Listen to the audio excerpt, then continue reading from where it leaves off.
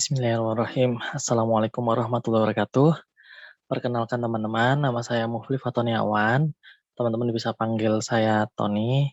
Nah, saat ini saya sedang nyantri talent mapping bersama Abah Rama dan teman-teman dari Pathfinder. Ada Kang Firman, Kang Yusuf, Kang Jaka, dan teman-teman yang lain. Nah, pada kesempatan kali ini saya sudah melakukan tes talent mapping assessment 2 kali dan dengan, selisih waktu sekitar, kurang lebih tiga 3 mingguan lah ya atau 2 mingguan.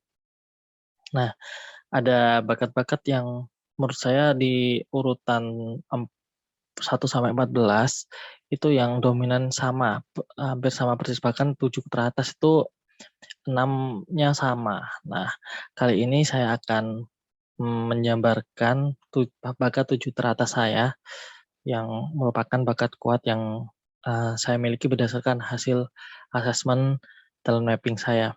Yang pertama saya memiliki bakat input. Nah, input ini adalah, seseorang yang hobi atau gemar mengumpulkan segala sumber daya, mungkin baik itu sumber daya keilmuan kalau itu berhubungan keilmuan, atau sumber daya yang lain yang, mungkin tidak bisa dimanfaatkan pada waktu mengumpulkan, tetapi punya keyakinan bahwa suatu saat ke depan, eee, sumber daya yang dikumpulkan itu punya manfaat. Nah, ini yang saya rasakan dan saya konfirmasi benar bahwa saya memang suka, mengumpulkan materi-materi ini berkaitan juga dengan bakat kuat saya yang lain yang mungkin saya setelah ini saya terangkan.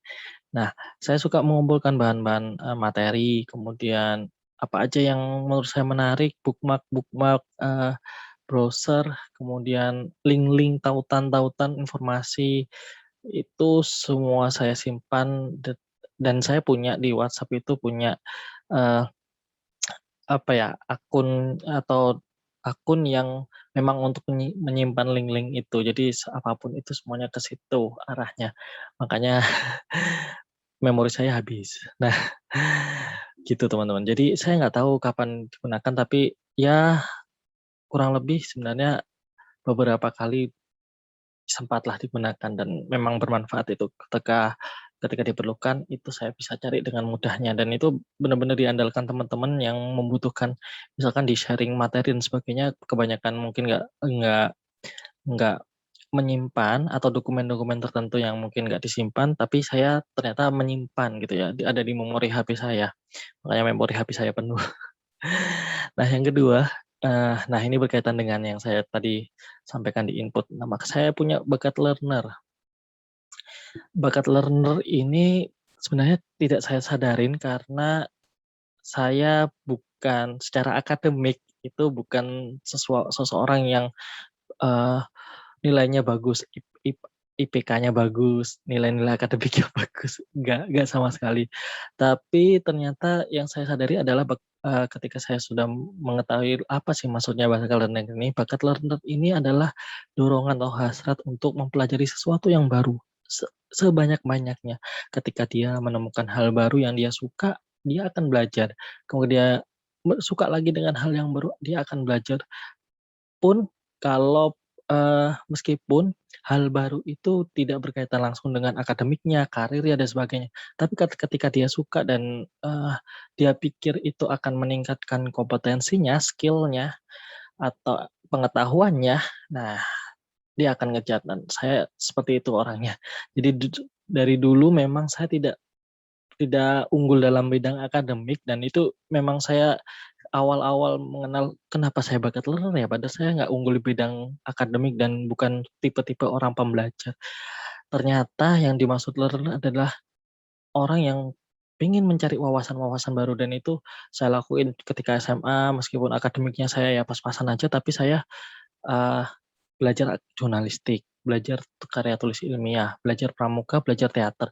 Itu terus di kuliah juga begitu, saya belajar hal-hal yang lain yang di luar akademik, di luar perkuliahan saya sampai sekarang, sampai saya bekerja di sektor keuangan ini, saya juga masih belajar dengan, hal-hal yang menyangkut human resource dan sebagainya itu menarik sekali bagi saya. Nah, ini saya baru sadarin. Kemudian yang selanjutnya adalah bakat maximizer. Ini juga saya tidak sadarin sebenarnya, tapi orang-orang sekitar saya yang sadar. Saya tidak berpikir harus mengejar target tertentu, nggak berpikir sama sekali, tapi saya cuman ber eee, ber ber berpikiran bahwa saya harus optimal dari segala hal yang pengen saya raih gitu. Saya pengen ya semaksimal mungkin gitu ya. Tapi saya selalu, apa ya, istilahnya tawakal, yang nantinya akan dil di yang didapatkan nanti meskipun nggak bagus atau mungkin tidak sesuai harapan, tapi kepuasan saya terletak pada ketika saya sudah mengerahkan semua tenaga dan menjamin itu yang saya hasilkan tuh yang berkualitas. Nah, ini yang saya sadarin dari, feedback dari istri saya terutama. Itu tidak merasa saya berkompetisi dengan siapapun, tapi ternyata hasil yang, ketika saya bekerja, saya mendapatkan apresiasi, penghargaan dan sebagainya itu yang saya bener-bener, saya nggak ngelakuin sesuatu yang saya targetkan harus dapat atau enggak, saya cuman mengejar kepuasan saya bisa menyerahkan hasil yang sebaik-baiknya, dan itu ternyata adalah bakat maximizer, ini yang dimaksud. Saya mohon maaf ya kalau penyebutan lafalnya kurang pas, karena ya inilah lidah Jawa. Aduh, selanjutnya adalah connectedness. Nah, ini bakat yang menghubungkan dengan kejadian-kejadian atau menghubungkan dengan hal-hal yang, sifatnya, eee, ukhrawi ya, atau misalkan apa ya, istilahnya ada kejadian-kejadian yang dihubungkan dengan takdir, dihubungkan dengan ketentuan-ketentuan Tuhan dan sebagainya. Yang saya tangkap seperti itu. Nah, dan ini saya juga sering saya alami bahwa ya namanya orang yang 2 kali tersesat kuliah, dan saya merasa sekarang juga bukan di area kerja yang, menurut saya juga di kekuatan bakat saya, tapi, selalu ada hikmah di situ, selalu ada pelajaran yang dipetik dan itu ternyata adalah connectedness. Jika nggak salah jalan seperti ini, saya nggak akan dapet sesuatu yang ini. Nah, itu ternyata connectedness, gitu. Kemudian communication, ini benar-benar saya, eee, nggak sadar untuk melatih. Sebenarnya kemampuan untuk public speaking saya tidak bagus-bagus amat, tetapi komunikasi tertulis itu saya sudah latih sejak, eee menjadi redaktur di majalah sekolah, kemudian jurnalis di kampus, terus bikin blog, bikin web, dan itu sangat saya menikmati. Tulisan-tulisan saya ringan tapi enak dibaca. Istri saya yang berasal dari sastra Indonesia pun mengakui bahwa memang tidak banyak sentuhan sastra di tulisan saya, tapi saya, eee, membaca tulisan saya tuh terasa alurnya itu bener-bener nyaman untuk dibaca. Nah, dari situ akhirnya, ketika menjadi penyuluh anti korupsi ya saya mulai mengembangkan diri, menambah skill dan jam terbang untuk ngomong di depan umum. Ya awalnya ya memang grogi-grogi, tapi lama-kelamaan ya tidak ada masalah dengan ngomong di depan umum dan bahkan saya senang bisa ngomong di depan umum. Selanjutnya adalah ideation. Nah, ini saya juga tertarik nih, karena ketika saya mungkin nanti saya akan coba, mmm, jelasin beberapa hal bakat lemah saya, yang saya siasatin dengan ideation. Jadi ketika saya menemukan kendala dan orang lain mungkin punya prosedur untuk men me me apa ya, memecahkan masalahnya, memecahkan pekerjaannya seperti A, B, C, D, E. Tapi saya punya ide, punya cara, menciptakan cara baru yang memang style saya itu untuk bekerja, untuk berkarya. Saya juga menciptakan, bersama teman saya tuh podcast, dan itu juga berawal dari ide, apa ya yang bisa kita lakuin dalam pandemi dan tetap untuk menyuluh anti korupsi itu apa. Nah, podcast lah lahir dengan, teman saya itu lahir podcast, saya juga apa ya, banyak hal lah yang mungkin banyak, terinisiasi salah satunya dari saya. Yang, yang saya memang rasakan betul adalah mensiasati bakat-bakat lemah saya melalui ideation. Jadi saya menciptakan tools-tools atau perangkat-perangkat, instrumen-instrumen yang membantu saya bekerja untuk mensiasati bakat-bakat lemah saya, gitu. Yang selanjutnya, nah ini yang menarik adalah yang bakat ketujuh nih adalah developer.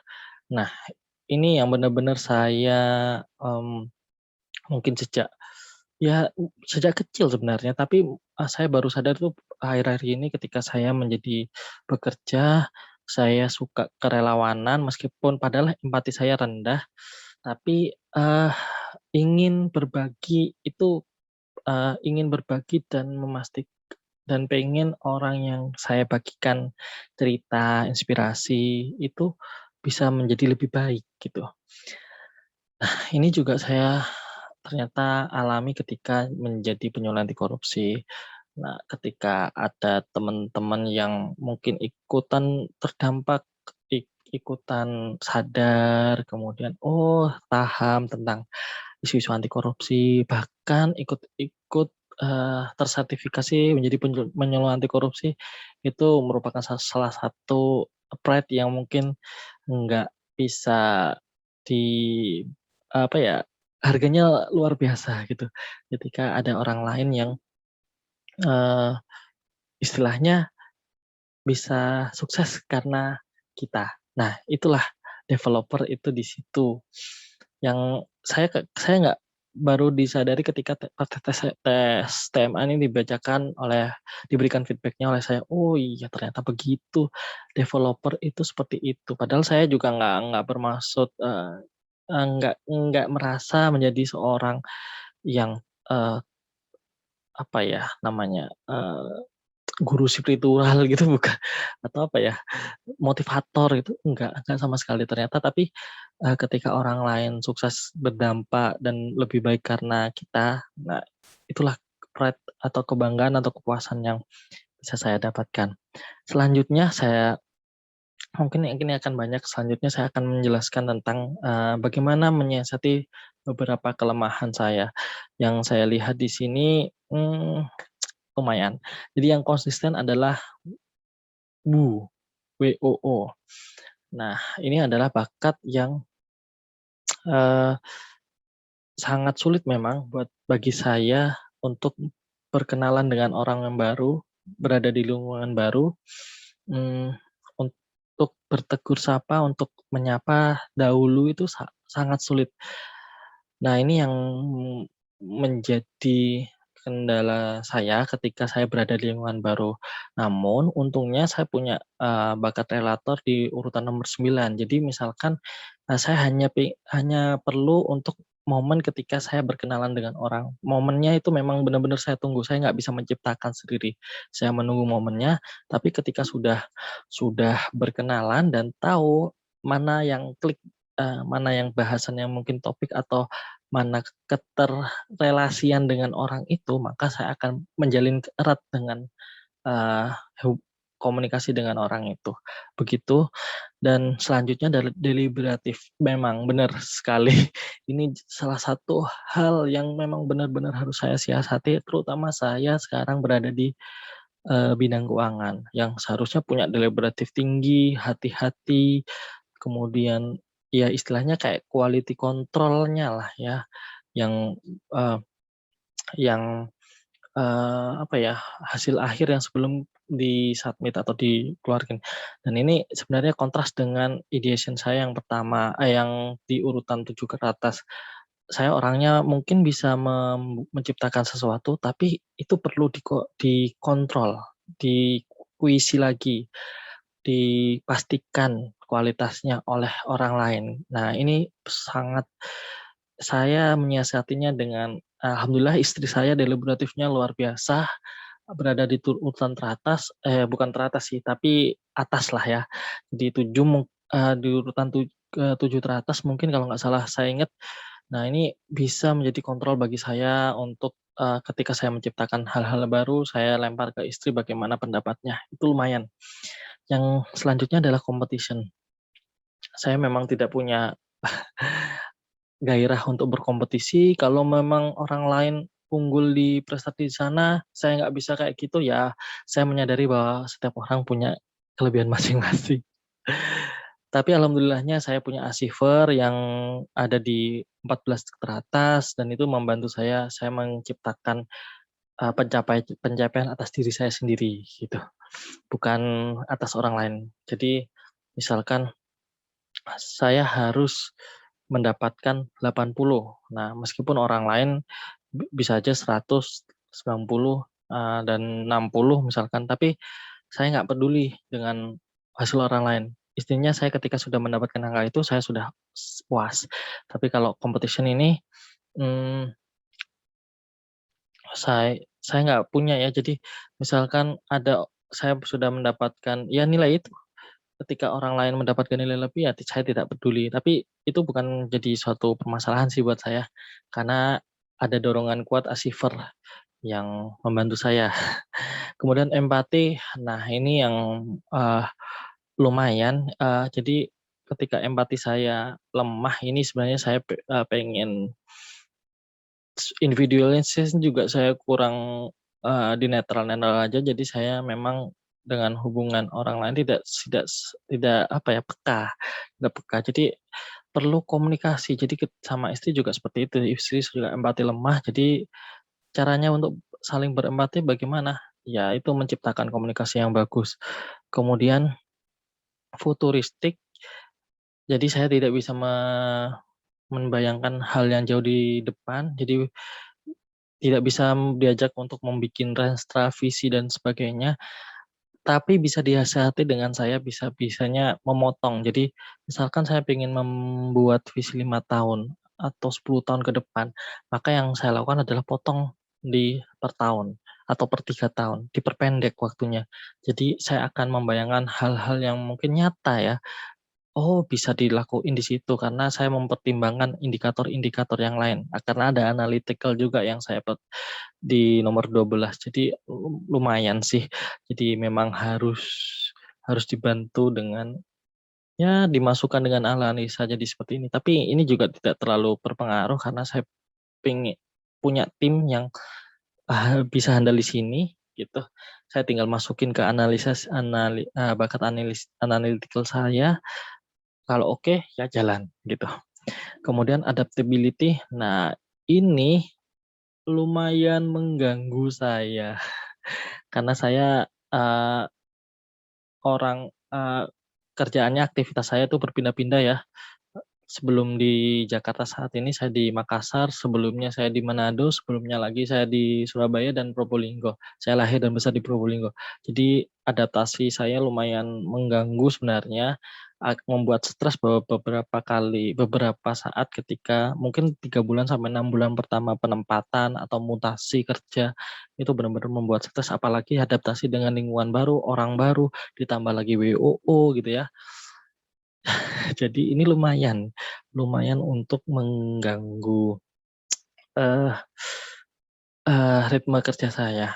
Yang saya, siasatin adalah ketika saya mengenal orang baru dan orang barunya aware dengan keberadaan saya akan membangun relasi yang kuat, sekuat-kuatnya.